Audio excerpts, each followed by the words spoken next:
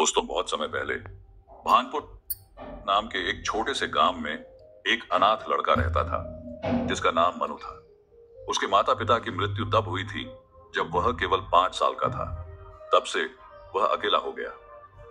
गांव के लोगों ने उसकी देखभाल के लिए कोई कदम नहीं उठाया। वह जो कुछ भी करता केवल अपने दम पर। उसके पास न घर था न कोई सहारा। मनु का जीवन कठिनाइयों से भरा था।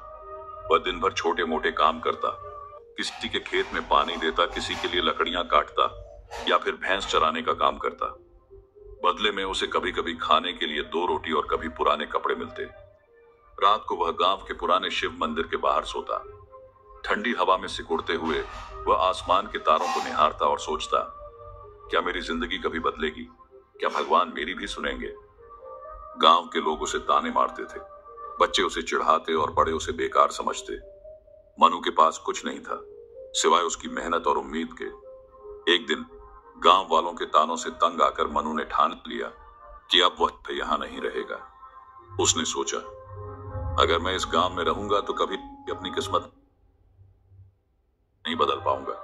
अगर किस्मत बदलनी है तो मुझे गांव से बाहर जाना होगा। उसी रात वह गांव के छोटे से रेलवे स्टेशन पहुंचा। जेब में एक पैसा नहीं था, लेकिन दिल में बड़े सपने थे। मनु ने रेलवे स्टेशन पर खड़ी एक मालगाड़ी देखी। वह चुपके से उसमें चढ़ गया। ट्रेन रात भर चलती रही। मनु गाड़ी के एक कोने में बैठा अपने भविष्य के सपनों में खोया रहा। आखिरकार सुबह हुई और ट्रेन शहर के एक बड़े रेलवे स्टेशन पर रुकी। शहर पहुंचते ही मनु को एहसास हुआ कि यह जगह उसके गांव से बिल्कुल अलग है। चारों ओर बड़ी बड़ी इमारतें थीं और हर तरफ भीड़ ही भीड़। हर कोई अपनी धुन में भागा जा रहा था, लेकिन इस भीड़ में मनु अकेला महसूस कर रहा था। उसके पेट में भूख से आग लगी थी। वह स्टेशन के एक कोने में बैठ गया। थोड़ी देर बाद एक कुली ने उसे देखा। वह कुली एक दयालु व्यक्ति था। उसने मनु से पूछा, बेटा, तुम यहां ऐसे क्यों बैठे हो? मनु ने अपनी कहानी सुनाई। कुली ने उसकी हालत पर तरस खाया, लेकिन उसे सच्चाई भी समझाई। उसने कहा, बेटा, इस शहर में कोई मुफ्त में कुछ नहीं देगा। अगर जीना है तो मेहनत करनी होगी। मनु ने पूछा, लेकिन मैं क्या कर सकता हूं? मेरे पास ना तो पैसा है ना कोई सहारा। कुल्ली मुस्कुराया और बोला, क्यों ना तुम भी कुल्ली का काम करो। यहां मेहनत करने वालों की कद्र होती है। भगवान भी उनकी मदद करते हैं जो खुद अपनी मदद करते हैं। अगले दिन से मनु ने कुल्ली का काम शुरू कर दिया। वह यात्रियों का सामान उठाता और बदले में कुछ पैसे कमाता। दिन भर काम करने के बाद वह रात को स्टेशन के एक कोने में सो जाता। ठंडी हवा और भूख अब भी थी, लेकिन उसके हौसले मजबूत थे। उसने तय कर लिया था कि वह मेहनत से अपनी किस्मत बदलेगा। मनु का दिन सुबह जल्दी शुरू होता। वह सबसे पहले स्टेशन पर आता और यात्रियों का सामान उठाने के लिए तैयार रहता। धीरे धीरे स्टेशन के अन्य कुली और कर्मचारी भी उसे जानने लगे। सभी उसकी मेहनत और ईमानदारी की तारीफ करते। एक दिन एक ट्रेन से एक व्यापारी उतरा। वह सफेद धोती कुर्ता पहने हुए एक सम्मानित व्यक्ति लग रहे थे। उनके चेहरे पर सादगी और गंभीरता थी। उनका नाम गोविंद नारायण था। मनु ने दौड़कर उनके पास जाकर कहा, साहब, आपका सामान उठाऊं? गोविंद नारायण ने उसे देखा और कहा, तुम बहुत छोटे हो, ये काम क्यों करते हो? तुम्हारी उम्र तो खेलने कूदने की है। मनु ने उनकी बात सुनकर धीरे धीरे अपनी कहानी सुनाई। उसने बताया कि वह अनाथ है और अपनी मेहनत से अपनी जिंदगी बदलना चाहता है। मनु की बातों ने गोविंद नारायण को प्रभावित किया। उन्होंने कहा, तुम्हारी मेहनत और ईमानदारी काबिले तारीफ है। मेरे पास कपड़ों का एक गोदाम है। अगर तुम काम करना चाहते हो तो मेरे साथ चलो। मैं तुम्हें अच्छा काम और रहने की जगह दूंगा। गोविंद नारायण की मदद से मनु ने गोदाम में काम करना शुरू कर दिया। गोदाम बड़ा था और वहां कई कर्मचारी काम करते थे।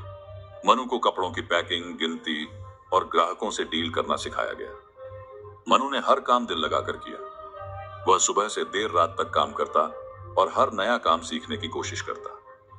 गोविंद नारायण ने उसकी लगन देखकर उसे अधिक जिम्मेदारियां दी। कुछ ही महीनों में मनु ने गोदाम के हर काम में महारत हासिल कर ली। कुछ सालों में मनु ने खुद को इतना काबिल बना लिया कि गोदाम के ज्यादातर काम अकेले संभाल सकता था। अब उसकी उम्र 25 साल हो चुकी थी। उधर गोविंद नारायण 60 साल के हो गए थे। एक दिन उन्होंने मनु को बुलाकर कहा, बेटा, अब तुम हर काम में निपुण हो गए हो। तुम्हें अपना खुद का व्यापार शुरू करना चाहिए। मैं तुम्हारी मदद करूंगा। गोविंद नारायण की मदद से मनु ने कपड़ों की एक छोटी दुकान खोली। यह दुकान एक साधारण गली में थी, लेकिन मनु ने अपनी मेहनत और ईमानदारी से उसे चलाना शुरू किया। उसने ग्राहकों को सस्ती और अच्छी चीजें दी। धीरे धीरे उसकी दुकान मशहूर होने लगी। कुछ सालों में मनु की दुकान एक बड़े व्यापार में बदल गई। अब उसके पास कई गोदाम और दुकानें थीं। उसने गोविंद नारायण का सारा कर्ज चुका दिया और उनका आभार प्रकट किया। मनु ने अपने संघर्ष के दिनों को कभी नहीं भुलाया। उसने फैसला किया कि वह जरूरतमंद बच्चों की मदद करेगा। उसने कई अनाथालयों और स्कूलों में मदद करना शुरू किया। यह कहानी हमें सिखाती है कि जिंदगी में मेहनत और ईमानदारी सबसे बड़ी पूंजी है। चाहे हालात कितने भी मुश्किल क्यों ना हो, अगर आप अपने लक्ष्य के प्रति ईमानदार हैं तो सफलता जरूर मिलेगी। आपकी मेहनत ही आपकी तकदीर का सबसे बड़ा हथियार है। अगर आपको यह कहानी प्रेरणादायक लगी हो तो इसे लाइक और शेयर करना ना भूलें। अपनी राय हमें कमेंट्स में जरूर बताएं और ऐसी ही कहानियों के लिए हमारे चैनल से जुड़े रहें।